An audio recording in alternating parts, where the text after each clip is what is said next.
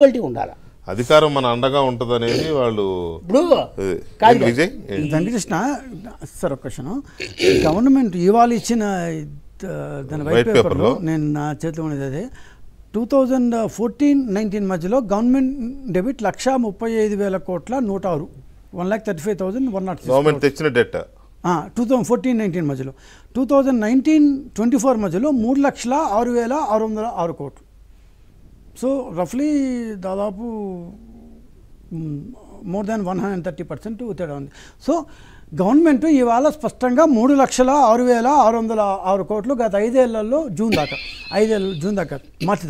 మార్చి దాకా 5 ఏళ్లలో 3,06,606 కోట్లు అప్పు చేశారని చెప్పింది. ఇది తప్ప కరెక్టా అని మాటకు వస్తే, ఎందుకంటే రేపు క్యాగ్ రిపోర్ట్ ఇప్పుడు దాన్ని గఫూర్ గారు చెప్పినట్టు 2023 దాకా ఈ 24 దాకా క్యాగ్ రిపోర్ట్ వస్తుంది. ఎక్కడ పోయేలా ఇవన్నీ, మీరు ఎక్కడ పోరు నేను ఎక్కడ పోను, 10 ఏళ్ళ నుంచి మాట్లాడుతున్నాం, ఇంకొక ఏమంటారు మాట్లాడతాం. సో ఉంటుంది. సో అన్నీ వస్తాయి, ఎక్కడ పోవు. సో కానీ ఒక పాయింట్ ఏంటంటే ఆంధ్రప్రదేశ్ ప్రజలు తెలుసుకోవాల్సింది, ఈ అప్పు తెచ్చుకోవడం అనేది రెవెన్యూ ఎక్స్పెండిచర్ కోసం కానీ కాదు. స్పష్టంగా రూల్స్ ప్రకారం ఎఫ్ఆర్బిఎం లోన్, ఎందుకంటే క్యాపిటల్ ఎక్స్పెండిచరుకి రాష్ట్రాల దగ్గర డబ్బులు ఉండవు కాబట్టి రోజువారీ ఖర్చుకి స్కీములు, వాళ్ళు ఈ ఫుడ్ గిడ్డు దాని జీతాలు ఇట్లాంటి వాటికి సొంత రెవెన్యూ వాడుకోవాలి. ఈ క్యాపిటల్ ఎక్స్పెండిచర్ ఒక ప్రాజెక్టులు కావచ్చు, రోడ్లు కావచ్చు, ఇట్లాంటి ఏమైనా క్యాపిటల్ పెట్టుబడి పెట్టాల్సిన దీనికి నువ్వు అప్పు తెచ్చుకో అని చెప్పారు. కానీ జగన్మోహన్ రెడ్డి గారు ఈ 3,06,600 కోట్లలో ఇవాళ గవర్నమెంట్ ఇచ్చిన ప్రకారం కేవలం 69,117 కోట్లు మాత్రమే క్యాపిటల్ ఎక్స్పెండిచర్. 3,06,000 కోట్లకి 69,000 కోట్లు.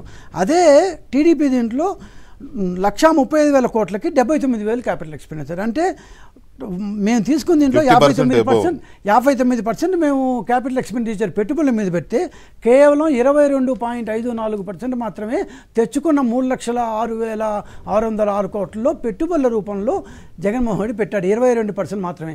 మిగతావంతా ఏం చేశారంటే, నేను 4 రూపాయలు వేసేస్తే 4 రూపాయలు చల్లితే బానిసలక దాని కాదు కదా, ఎట్లయితే దాన్ని బిస్కెట్లు వేస్తారో ఆ టైప్లో వేస్తే నాకు ఓట్లు పడిపోతాయనే ఒక దురాలోచన ఇంకేం ఆలోచన తెలియదు, కానీ క్రూరాలోచన.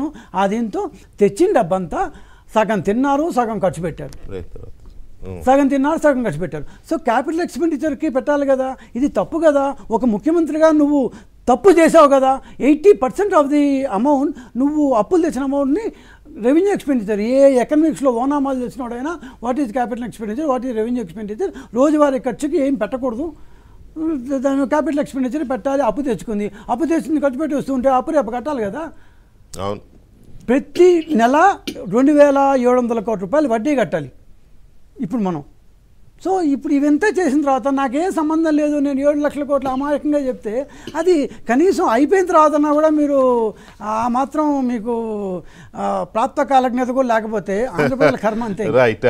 మనతో ప్రణాళిక సంఘం మాజీ ఉపాధ్యక్షులు కుటుంబరావు గారు కూడా జాయిన్ అయ్యారు. ఒక చిన్న బ్రేక్ తర్వాత